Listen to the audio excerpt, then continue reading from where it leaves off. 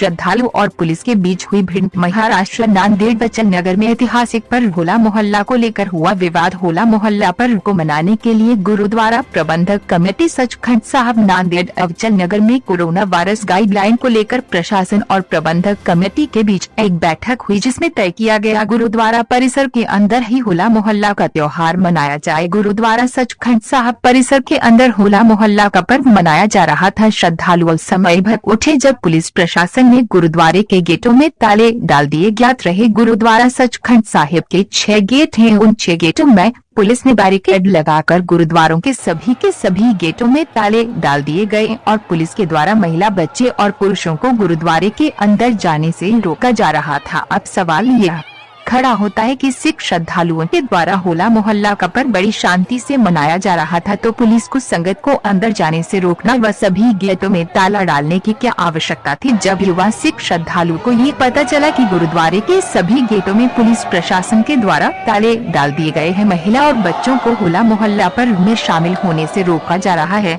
तब श्रद्धालु भग उठे और गेट नंबर 1 को तोड़कर सिख श्रद्धालु बाहर आए। उसके बाद पुलिस और सिख श्रद्धालुओं के बीच टकराव हो गया। अब बड़ा सवाल ये खड़ा होता है, बंगाल में चल रहे चुनाव प्रचार को लेकर जो आम सभाएं और रैली की जा रही है, वहां कोरोना गाइडलाइन का पालन क्यों नहीं किया जा रहा है। उत्तर प्रदेश के मुख्यमंत्री आदित्यनाथ योगी की आमूल सभा में लाखों की भीड़ इकट्ठे हुई। फिल्म अभिनेता मिथुन चक्रवर्ती के रोड शो के दौरान लाखों की भीड़ इकट्ठे हुई। ओबीसी की भी रैली में स्टेशन से लेकर सभा स्थल तक लाखों लोगों की भीड़ देखी गई। वर्तमान तमिलनाडु में नड्डा का रोड शो निकाला गया, तभी लाखों की मात्रा में भीड़ जमा करवाई गई थी। इन सारी चुनावी रैलियों में कोरोना गाइडलाइन, सोशल डिस्टेंस का पालन क्यों नहीं किया गया, यह बहुत बड़ा सवाल है। कोरोना गाइडलाइन में बनाए गए सभी नियमों का खुलकर उल्लंघन किया गया, तब शासन और प्रशासन को कोरोना गाइडलाइन का उल्लंघन नजर क्यों नहीं आया। 350 साल पुराना ऐतिहासिक होला मोहल्ला का पर्व को मनाने के लिए प्रतिबंध क्यों लगाया गया। गुरुवार की संगत को गुरुद्वारे के अंदर जाने से क्यों रोका गया। आखिर पुलिस को गुरुद्वारे के सभी गेटों में ताला डालने की क्या आवश्यकता थी। अब सवाल यहाँ बड़ा खड़ा होता है कि जब सिख श्रद्धालु गुरुद्वारा परिसर में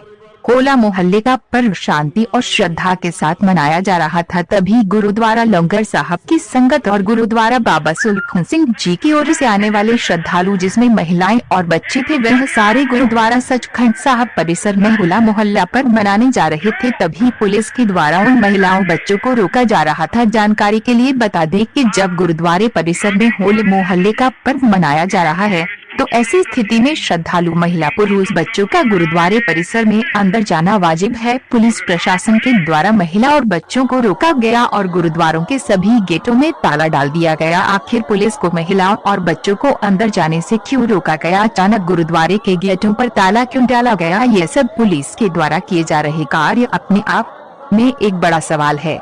महाराष्ट्र सरकार को चाहिए पुलिस के द्वारा की गई कार्यवाही, सभी गेटों में ताला डालना और सिख श्रद्धालु महिलाओं, बच्चों को बाहर रोकना। पुलिस के आदेश से ये कार्यवाही कर रही थी। महाराष्ट्र सरकार को इसकी जांच करानी चाहिए।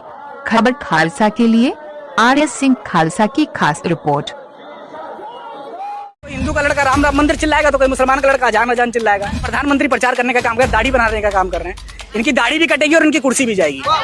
अगर 56 इंच के वाकई सीना है तो एक बार ब्लड पेपर में आ जाओ, पता चल जाएगा दूध कितना और पानी कितना है। ना हिंदू खतरे में है ना मुसलमान खतरे में। सही बात ये है, हिंदुस्तान खतरे में। बचाओ, सब मिलके बचाओ। अरे क्या हिंदू तो सिर्फ इसी नाम का हिंदू तो रह गया है कि सिर्फ और सिर्फ मुसलमानों को गाली दो, मुसलमानों को जिहादी हो। तो इस देश हिंदू और मुसलमानों के गलों पर तलवार टिक कर आई है। ये सरकार सिर्फ और सिर्फ हिंदू और मुसलमान के बीच एक खाई पैदा करके लाई गई सरकार है। किसान यहाँ से वापस नहीं जाएगा, चाहे लॉकडाउन लगा दे, लॉकडाउन का बाप लगा दे। योगी जी ने बीफ के नाम पे उत्तर प्रदेश में सरकार बनाने का काम किया, लेकिन असम में इन्हीं का प्रत्याशी कह रहा है कि बीफ हमारा इंटरनेशनल डिश है। इनके आने के बाद बीफ का कारोबार 98% देश में बढ़ा है। ये सरकार याद रखे, इस देश में जो राजा बनता है वो रानी के पेट से नहीं बनता है, किसान और मजदूर की ओर से बनता है। जब समय आएगा जब बताएंगे इन्हें। जो बड़ी बड़ी फैक्ट्रियां बंद होगी, अपने घर जा रहे उन्हें घर पहचान पहुंचाने का काम इस किसान ने करा ना। ये बात करते हैं प्रधानमंत्री ने, जिस देश के 300 बेटे शहीद हो गए हो एक आजादी की लड़ाई के लिए, एक अपने अधिकार के लिए, मान सम्मान के लिए, उनके लिए 2 शब्द नहीं कहे प्रधानमंत्री ने। प्रधानमंत्री जी मन की बात करते हैं रेडियो पे। अगर किसान को कोरोना के नाम पर छेड़ा गया, हटाने की कोशिश की, तो सरकार सुन ले, 1857 की देश में क्रांति आ जाएगी। उत्तर प्रदेश में जिस दिन आएंगे उत्तर प्रदेश की जनता झंडा और डंडा लेके बिल्कुल तैयार खड़ी है। हमें ये नहीं कहा था कि तुम्हारी डबल आय के नाम से तुम्हारी जमीनें छीन ली जाएंगी। हमसे ये नहीं कहा था कि अनलिमिटेड भंडारण का जो कॉन्सेप्ट लाके या 50 रुपए की 2 रोटी बेची जाएंगी। जिस दिन हमने शहीद भगत सिंह और शहीद आजम के रास्ते को अपना लिया, बीजेपी के लोगों को जगह नहीं मिलेगी क्योंकि जाए कहाँ। 300 से ज्यादा किसान हमारे शहीद हुए हैं, खून का बदला खून लिया जाएगा। और बीजेपी के नेताओं को समझा देना चाहता हूँ कि हमारे क्षेत्रों में ना जाए, अगर चले गए तो अपनी जो है खुद जो है सुरक्षा के जिम्मेदार होंगे, इसमें किसान का कोई दोष नहीं होगा। यही तो बोलेंगे ना भाई, इन्हें हटाओ और ऐसा आदमी बैठाओ जो इस देश में किसान और मजदूर की बात करेगा, वही इस देश में राज करेगा। बंगाल में जो इनके नेता हैं, जो इनके मंत्री हैं, कैसे बयान दे रहे हैं, कह रहे हैं ममता बनर्जी को बरमूडा पहन के प्रचार करना चाहिए, उन्हें टांग दिखाने का शौक है। उस दिन उन्होंने विधानसभा बिहार में देखिए किस तरह झंडे लाठी डंडे चलवाने का काम किया। जनता सड़क पे जनता की पिटाई हुई और सदन में विधायकों की पिटाई हुई। साहब आज क्या कर रहे हैं? साहब से अगर हम कृषि की व्यवस्था मांगते हैं तो राम मंदिर, स्वास्थ्य की व्यवस्था मांगते हैं राम मंदिर, सड़क मांगते हैं राम मंदिर, रोजगार मांगते हैं राम मंदिर। अरे राम मंदिर और मस्जिद से हमारा पेट चलेगा? सिंह हो, राजगुरु हो, सुखदेव हो, चंद्रशेखर आजाद हो, जब ये देश आजाद हुआ और आज तुम फिर ये काम कर रहे हो। कुछ पूंजीपति का पूरा देश बेचने जा रहे हो। आज बैंकों की हालत बताओ ना क्या है, देश की अर्थव्यवस्था बताओ ना क्या है, कहाँ रोजगार चलेगा देश का, कहाँ चिकित्सा चलेगी, कहाँ अर्थव्यवस्था चलेगी, कहाँ स्वास्थ्य चलेगा देश का। बांग्लादेश की तरफ तो हम थे, लड़ाई तो हमारी पाकिस्तान से थी, तो प्रधानमंत्री जी तो सीधे तौर पे पाकिस्तान के लिए लड़ाई लड़ रहे थे, यानी कि प्रधानमंत्री जी तो देशद्रोही है। और ये भी अंधभक्तों की भी मासूमियत देखिए कि उन्हें जानकारी ही नहीं है। अंधभक्त तो ये मानते हैं कि 2014 के बाद से देश आजाद हुआ, 2014 से पहले देश गुलाम था। नरेंद्र मोदी व्यापारी है, निजीकरण कर रहे हैं, सब चीज का निजीकरण कर। हमेशा लोक जीता है, तंत्र हारा है, जन जीता है, तंत्र हारा है, इतिहास गवाह है। प्रधानमंत्री, तुमने कहा था कि हम 1 सर के बदले 10 सर लाएंगे, लेकिन तुम जो है ना उसके आप बिरयानी खाने जाते हो, तो मेरा डो मनना चाहिए। उन्होंने क्या कहा था 2013 में कि जैसे जैसे रुपया गिरता है प्रधानमंत्री की इज्जत गिरती है। माननीय प्रधानमंत्री जी, ये मेरे शब्द नहीं है, ये आपके शब्द है 2013 के। आप थूक के चाटने वाले लोग हैं। इस मोदी को किसी नाचने गाने वाले से पल्ला पड़ा था, किसी सिख और किसी मौलवी से पल्ला नहीं पड़ा था। आज सिख और मौलवी से पल्ला पड़ा है। ये बताओ हिंदुओं के लिए क्या किया इनने? कुछ नहीं किया। हिंदू का कोई नेता नहीं। जितने बलात्कार हुए सब हिंदू बेटियों के हुए और जितने इनकाउंटर हुए सब हिंदुओं के हुए।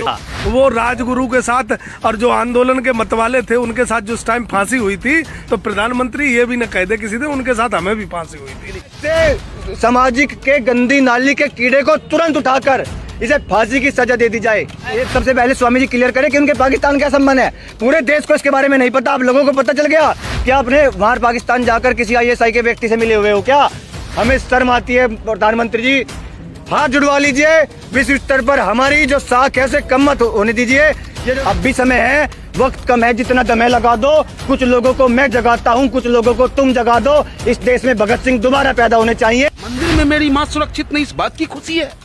इस बात की खुशी है कि हाथरस में बेटी हमारी चीखती रही, चिल्लाती रही, उसके परिजनों के सीने पर DM लात मारता है। राम राज्य के चक्कर में रावण राज की स्थापना मत कर देना।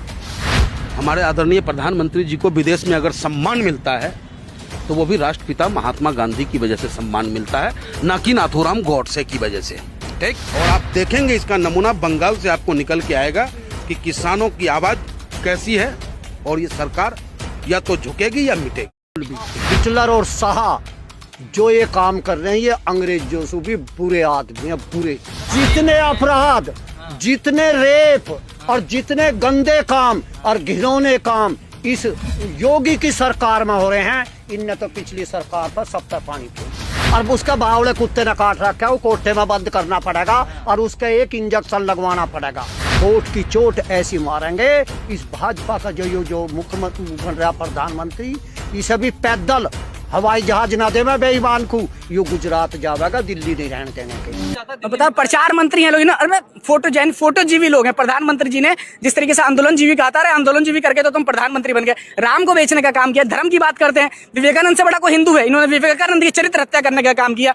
विवेकानंद ने कहा था 1893 में जब शिकागो में धर्म संसद हुआ था कि पूरब के लोगों को धर्म की जरूरत नहीं है, पूरब के लोगों को रोटी की जरूरत है। लाखों लोग जब अपनी सूखी हुई गला से जब रोटी की मांग करते हैं और रोटी के नाम पे पत्थर और मंदिर देने वाले लोग जनता का अपमान करने का काम कर रहे हैं। साहब आज क्या कर रहे हैं? साहब से अगर हम कृषि की व्यवस्था मांगते हैं तो राम मंदिर, स्वास्थ्य की व्यवस्था मांगते हैं राम मंदिर, सड़क मांगते हैं राम मंदिर, रोजगार मांगते हैं राम मंदिर। अरे राम मंदिर और मस्जिद से हमारा पेट चलेगा? अपने बच्चों को ये लोग बैकडोर से IAS IPS बना देते हैं। राम मंदिर मांगा तो था ना। राम मंदिर हमारा धार्मिक मामला है। वो कोर्ट में था। न अपने बच्चे को ये लोग बैकडोर से IAS IPS बना देते हैं। किसी का बेटा BCCI में सेक्रेटरी बन जाता है, किसी स्वर्गीय के बेटे DCC में दिल्ली अध्यक्ष बन जाते हैं क्रिकेट बोर्ड के। हम लोगों को क्या मंदिर और मस्जिद में उलझाने के रखते हैं। कोई हिंदू का लड़का राम राम मंदिर चिल्लाएगा तो कोई मुसलमान का लड़का अजान अजान चिल्लाएगा। किसान कहीं नहीं डरा। आप आज की तादाद देखिए। रही बात जो आंदोलन था 4 महीने से बॉर्डर पर चल रहा था, लेकिन ये आंदोलन पूरे देश में बहुत बड़ा रूप ले रहा है। आपको सिर्फ बॉर्डर दिख रहा है, लेकिन आपको जो किसान महापंचायत जो पूरे देश में हो रही है, और उतनी हजूम आज तक किसी राजनीतिक रैली में हजूम नहीं, चाहे किसी भी दल की हो, जितनी किसान रैली में हजूम हो रही है। गाँव में, शहरों में, घर गली में किसान आंदोलन पहुंच चुका है। और रही बात किसान खेती करने जा रहे हैं और सिर्फ 4 घंटे की पुकार। अगर हमारे किसान नेता अगर आज कहते ना कि 4 घंटे में भर दो सड़क, तो यहाँ से लेके पूरा दिल्ली तक किसान ही किसान और ट्रैक्टर ही ट्रैक्टर नजर आएंगे। बिल्कुल रहेंगे। अरे हमें एक बार हमारा नेता कह दे तो यहाँ हजूम 4 घंटे में भीड़ हो जाएगी। आप लोग गिन नहीं पाएंगे। पार्लियामेंट में बेचेगा, कोई तैयारी ऐसी हो रही है? कैसे? राकेश टिकैत ने कहा किसान अपनी फसल पार्लियामेंट में जाके बेचेगा। बिल्कुल तैयारी हो रही है, बिल्कुल तैयारी हो रही है। अरे हम बता तो रहे, हम चाहे तो मोदी जी के घर में बैठ जाएं हम।